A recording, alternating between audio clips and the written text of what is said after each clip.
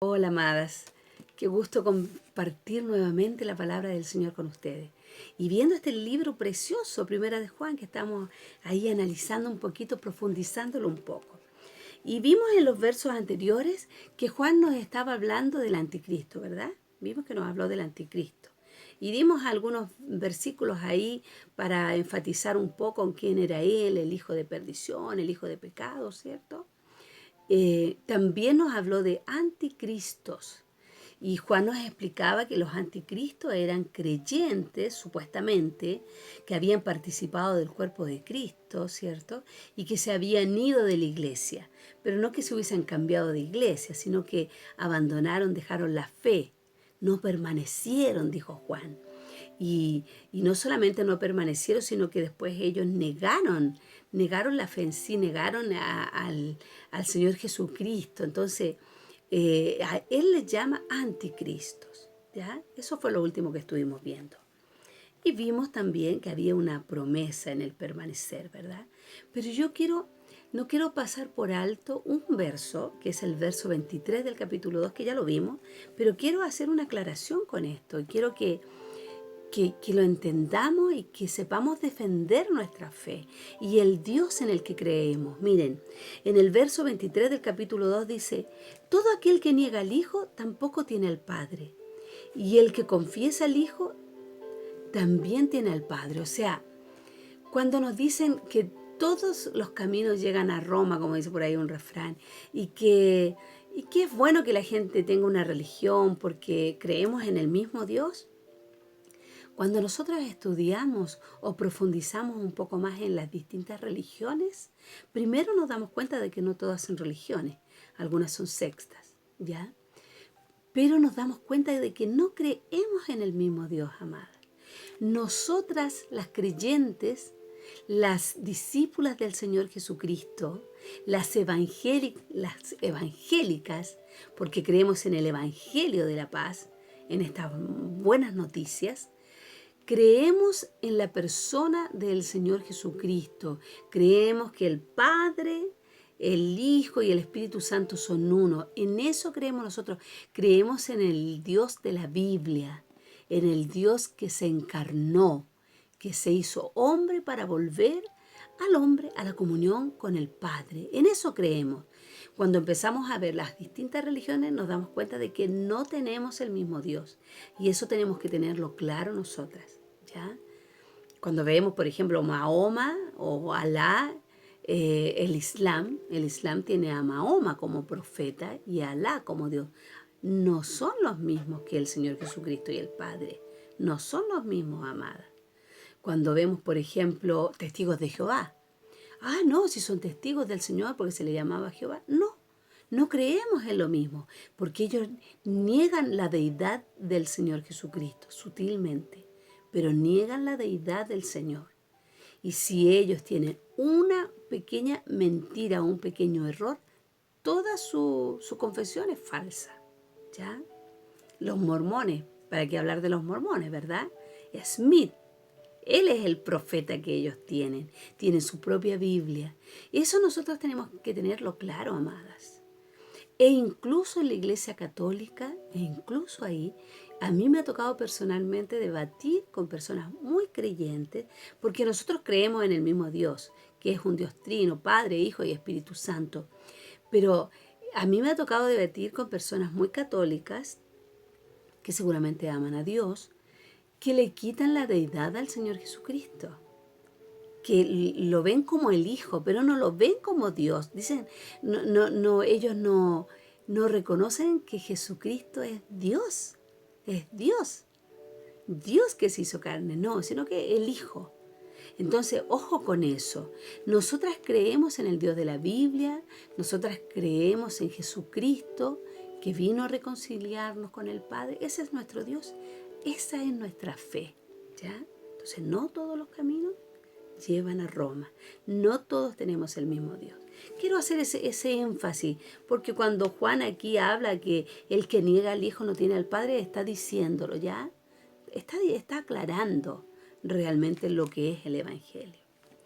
Bueno, vamos a seguir con los versos que vienen a continuación para terminar el capítulo 2. Y dice, en el verso 26, porque quedamos hasta el 25. Dice, os he escrito esto sobre los que os engañan, pero la unción que vosotros recibisteis de Él permanece en vosotros y no tenéis necesidad de que nadie os enseñe, así como la unción misma os enseña todas las cosas y es verdadera y no es mentira, según ella os ha enseñado, permaneced en Él.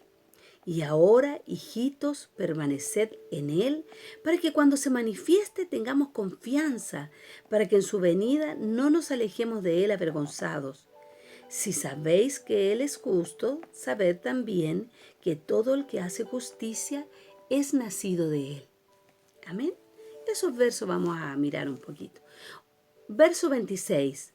Os he escrito esto sobre los que os engañan. O sea, Juan está haciendo estas aclaraciones porque hay mentiras dentro de la iglesia. Hay filosofías, hay cosas engañosas. Recuerden que en los primeros versos estábamos viendo que estaba entrando el gnosticismo, el docetismo, y que eran filosofías, ¿ya? Que decían que el Señor Jesucristo no había estado en carne, sino que era como un fantasma, y eran como decimos aquí en Chile, como un chaspurreado de muchas cosas. El gnosticismo tiene de todo un poco, entre astrologías, cosas orientales y todo. Entonces se habían metido como mentiras ahí dentro de la iglesia. Entonces Juan dice en el 26, os escribo esto sobre los que os engañan. O sea, para aclarar, las cartas doctrinales siempre están como para encauzar el evangelio. Cuando se empiezan a meter cosas extrañas y ahí un poco nublosas, debe ser la sana doctrina la que nos lleve nuevamente a lo correcto.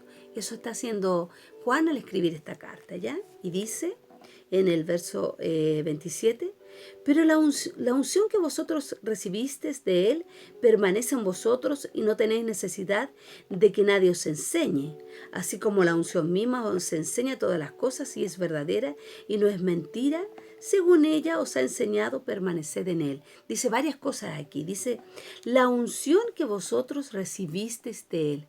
¿Cuál es la unción que nosotros recibimos de Él? Es el Espíritu Santo, ¿ya? El Espíritu Santo lo hemos recibido en nuestros corazones. Él es la unción. Y dice, la unción que vosotros recibisteis de Él permanece en vosotros y no tenéis necesidad de que nadie os enseñe. Así como la unción misma os enseña. O sea, el Espíritu es el que guía, el que dirige, el que enseña, el que revela. Esa es la unción que tenemos.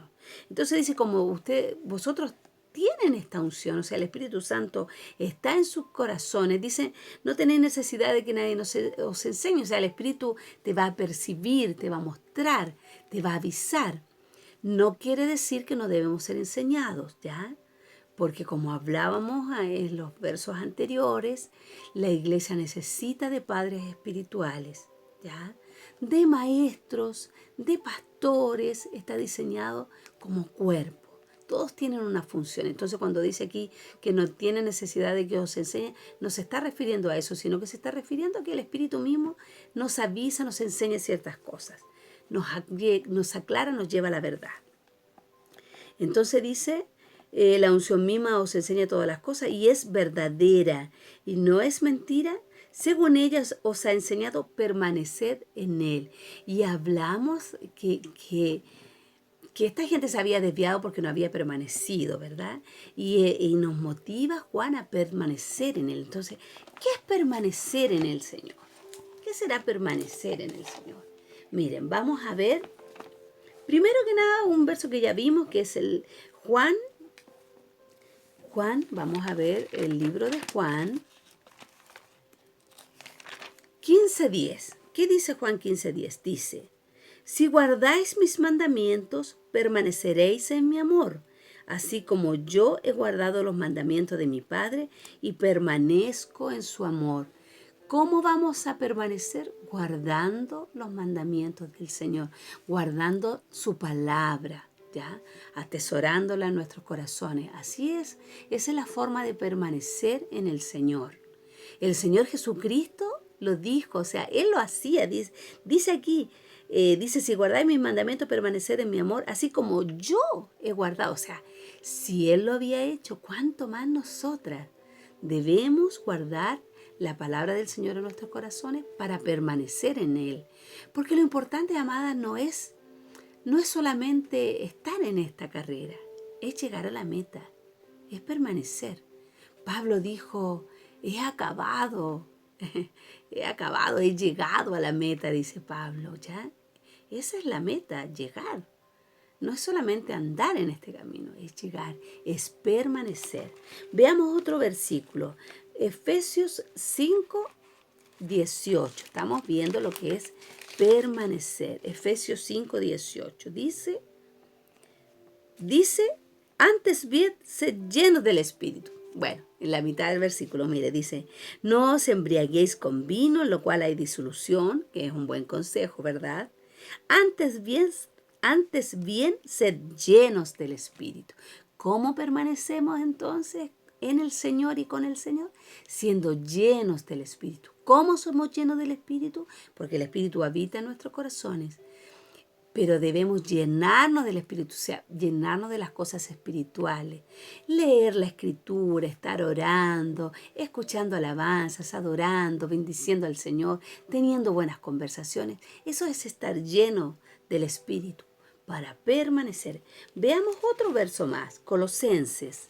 Veamos otro verso más sobre permanecer. Colosenses 3, 16. Colosenses 3:16 dice, la palabra de Cristo mora en abundancia en vosotros, enseñándoos y exhortándoos unos a otros en toda sabiduría, cantando con gracia en vuestros corazones al Señor, con salmos e himnos y cánticos espirituales. ¿Ven? Permanecer en el Señor es permanecer en todas estas cosas. Es importante que nosotras estemos siempre permaneciendo en el Señor, llenándonos de las cosas de Dios. ¿Se acuerdan lo que hablamos sobre la carne, verdad? O alimentábamos la carne o alimentábamos el espíritu. Permanecer es alimentar el espíritu, ser constantes, ¿ya? Ser constantes en el Señor. Verso 28 y dice, y ahora, hijitos, permaneced en él. O sea, es reiterativo el apóstol, nos aconseja, permanezcamos en el Señor, haciendo todas estas cosas que hemos leído, ¿ya? Estando en comunión con el Señor, en oración con el Señor, llenándonos de las cosas espirituales, es la forma de permanecer en el Señor, ¿ya? ¿Para qué? ¿Para qué vamos a permanecer? Dice, para que cuando se manifieste tengamos confianza para que en su venida no nos alejemos de él avergonzados. Permanecer en él para que cuando venga el Señor, cuando aparezca el Señor, cuando sea visible, cuando ya se acabe este caminar por fe. Por fe andamos, no por vista, ¿cierto? Pero en algún momento Él se va a revelar y Él va a venir y va a aparecer aquí, ¿ya? Y se va a mostrar. Él se va a mostrar. Mire, Apocalipsis, veamos Apocalipsis 2:7 dice, he aquí vengo pronto. Bienaventurado el que guarda las palabras de la profecía de este libro. ¿Ven? Él en algún momento va a hacer su aparición. Entonces dice, permanecer en Él para que cuando se manifieste, cuando aparezca, cuando venga por su iglesia, tengamos confianza para que en su venida no nos alejemos de Él avergonzadas o avergonzados, como dice, ¿verdad? ¿Por qué dirá esto el apóstol? Mire, vamos a Génesis. Génesis 3. Vamos a ver por qué habla de estar avergonzado. Juan dice, para que en su venida, ¿cierto? Para que en su venida no nos alejemos de él avergonzados. Miren, Génesis 3, verso 9, veamos el 9 primero, dice, mas Jehová Dios llamó al hombre y le dijo, ¿dónde estás tú? Y él respondió, oí tu voz en el huerto y tuve miedo porque estaba desnudo y me escondí. Se escondió avergonzado, ¿ya? antes de que el hombre pecara, Dios venía y conversaba con él, tenía una relación con Adán. Pero después que él pecó, lo primero que hizo se escondió, se avergonzó y se escondió. Entonces, cuando Juan aquí dice que no nos que en su venida, cuando él se manifieste, tengamos confianza, para que en su venida no nos alejemos de él, avergonzado se refiere a eso. O sea, permanezcamos en Él, permanezcamos en esta comunión, permanezcamos en su espíritu, permanezcamos así en armonía con el Señor, por decirlo de alguna manera, para que cuando Él venga podamos estar deseosas de verle, contentas de verle al que no hemos visto y aún así le hemos amado, como dice la Escritura, ¿cierto? Y no estemos avergonzados, no estemos escondidos, no tengamos temor. Para eso debemos permanecer en Él, ¿ya? Y el último versículo, el verso 29 del capítulo 2 dice, si sabéis que Él es justo, sabed también que todo el que hace justicia es nacido de Él. Si sabéis que Él es justo, ¿verdad? El Señor Jesucristo es justo, cumplió la justicia del Padre, cumplió la justicia de Dios. Si sabemos que Él es justo, porque lo sabemos, ¿cierto? Sabed también que todo el que hace justicia es nacido de Él. ¿Qué será hacer justicia? Hacer justicia tiene que ver con la conducta, ¿ya? Tiene que ver con una conducta y un estilo de vida que agrade a Dios. Eso es básicamente, y en pocas palabras, hacer justicia. Tener una conducta y un estilo de vida que agrade a Dios. Pero tiene que ver con el prójimo también, ¿ya? Veamos Miqueas 6:8. Miqueas 6:8 dice, ¿qué pide el Señor de ti? Dice, ¿cierto? Dice, ¿qué pide el Señor de ti? Dice, oh hombre, Él te ha declarado lo que es bueno. ¿Y qué pide Jehová de ti? Solamente hacer justicia y amar misericordia y humillarte ante tu Dios. Hacer justicia, ¿ya? Pero mira, hay un versículo que lo explica de una manera muy, muy linda, que está en Proverbios. Busquemos Proverbios. Proverbios. En Proverbios 21. Proverbios 21.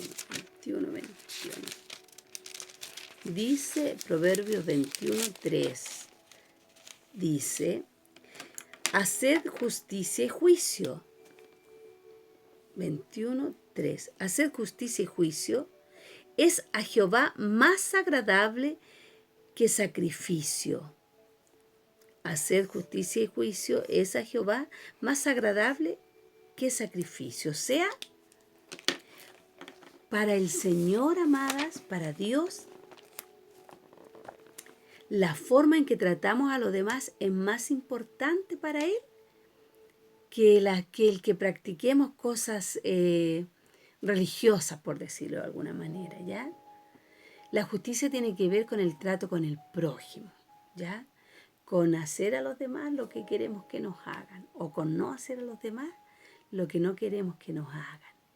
Eso es cuando dice, eso se puede resumir todo aquel que hace justicia, el nacido de Dios. O sea, tiene que ver con el trato con el otro, hacer justicia, ¿ya? Hacer justicia, actuar de manera justa hacia los demás, tratar de buena manera al prójimo, ¿ya? Y dice en Proverbios 21:3 que para el Señor la forma en que tratamos a los demás es más importante que los actos que podamos hacer. Bueno, dice aquí en Proverbios, dice más que agrada más a Dios o es más agradable que el sacrificio, o sea, que los actos de sacrificio pueden ser actos como religiosos que hagamos, ¿ya? Para Él es más importante que hagamos justicia, que tengamos un buen trato con los demás. Más importante que ir a la iglesia, que hacer cosas que pueden sonar como religiosas. Pero eso es hacer justicia. Tener una conducta y un estilo de vida que agrade a Dios, ¿ya? Y así termina el capítulo 2 de Primera de Juan. ¿Ven? Qué interesante, qué lindo conocer que hay que permanecer y permanecer en el Señor. Es estar en comunión con Dios, es estar leyendo la Escritura, es estar alabando al Señor con cánticos, con himnos, como dice su palabra, porque tenemos recompensa también, ¿cierto? La vida eterna a su lado. Y esto es todo, amadas. Terminamos el capítulo 2 y Dios mediante nos volvemos a encontrar para seguir estudiando el libro Primera de Juan. Amén.